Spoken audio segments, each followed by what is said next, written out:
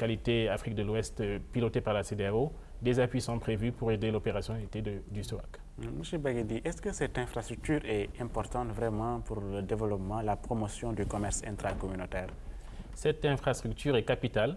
Je pense que M. Sarr l'a rappelé, on a parlé de l'OMC, mais on a deux défis aujourd'hui. On a le TEC, le tarif extérieur commun, et on a aussi l'APE. L'APE, c'est un partenariat que nous voulons signer avec l'Union européenne. Pour qu'il puisse être bénéficiaire pour nos pays, ça signifie que de son côté, l'Union européenne a toute son infrastructure qualité, des laboratoires, des organismes de certification reconnus à l'international. Et à notre niveau, nous devrions avoir le même niveau de compétence. Sinon, des produits peuvent rentrer et nous n'aurons pas la capacité de les contrôler, ou alors nous allons faire sortir des produits qui seront rejetés alors qu'ils sont bons. Donc il est important que la région dispose de son mécanisme de contrôle opérationnel, sans quoi nous ne pourrons pas bénéficier fortement de cet APE. Donc l'impact est vraiment économique. On a parlé aussi de la santé. Un exemple très simple, aujourd'hui vous avez un patient qui est malade. Si le praticien n'a pas la confiance, il va prendre des échantillons et les envoyer à l'extérieur parce qu'il n'y a pas de laboratoire reconnu dans la zone. Ça veut dire que peut-être si ce malade est dans une situation critique, il peut peut-être succomber parce que simplement la compétence n'est pas disponible. Donc face à tous ces enjeux, aussi bien économiques mais aussi dans le domaine de la santé et bien d'autres domaines, l'UEMOA, la CEDEAO se sont mis ensemble avec des partenaires techniques et financiers comme l'Union européenne et l'ONUDI pour doter la région d'un organisme d'accréditation opérationnelle. Merci à vous, M. Baguedi. On a fait le tour de la question sur l'infrastructure de qualité. Je vais laisser M. Barreau, qui est le coordinateur technique, dire le dernier mot. Merci, M. Diop. Je pense que le temps a été relativement court, mais dans l'essentiel, ça a été suffisamment campé qu'on voit aujourd'hui tout ce qui tourne autour de cette infrastructure. Mais à elle seule ne pourrait pas être opérationnelle. Derrière, il y a toute une réglementation qui est de la responsabilité de l'autorité publique. Parce que là aussi, si on fait le tour des textes qui régissent aujourd'hui toute la législation économique, on se rendrait compte que la plupart des textes sont désuets. Qu'il faille faire un véritable toilettage et pouvoir les adapter au contexte pour encadrer l'activité économique. C'est dans ce cadre que le programme est en train de définir une politique, a défini d'abord la politique qualité de la CEDEAO, et l'ensemble des autres pays, les 15 pays de la CEDEAO et la Mauritanie, s'engagent pour les autres qui ne l'ont pas, 10 pays, dont le Sénégal, à pouvoir disposer d'une politique nationale qualité.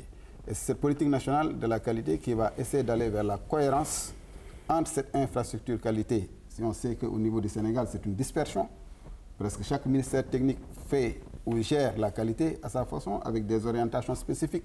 Ça amène à des dispersions de ressources, de moyens, alors qu'on doit mutualiser.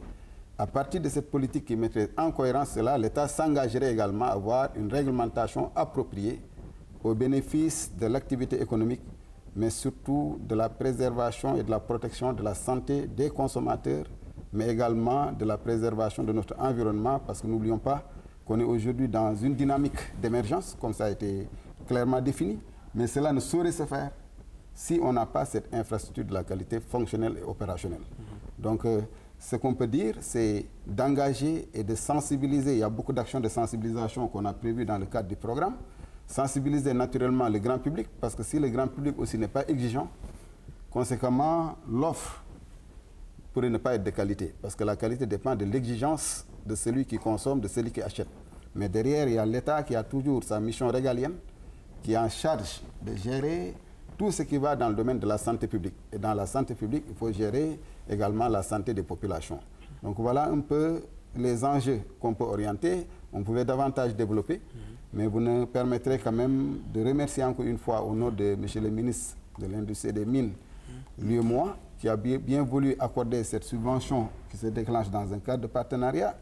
Remercier la RTS, parce qu'on sait que ce n'est pas un budget consistant, mais les autorités, le ministère donc, de la Communication et le directeur général donc, de la RTS ont bien compris l'enjeu qu'il y a derrière et on a mis un cachet beaucoup plus sociétal derrière au service public. Donc c'est l'occasion de remercier l'UEMOA au nom donc, de M. le ministre en ce sens et dire qu'il reste encore d'autres émissions. Et c'est un début. On espérera. En tout cas, merci à vous d'avoir répondu présent à l'appel de la télévision nationale. Chers amis téléspectateurs, ce débat est à présent terminé. Merci à vous tous de l'avoir suivi. Je vous retrouve très prochainement pour un autre débat. D'ici là, ne bougez pas. Le programme continue sur la RTS. Au revoir.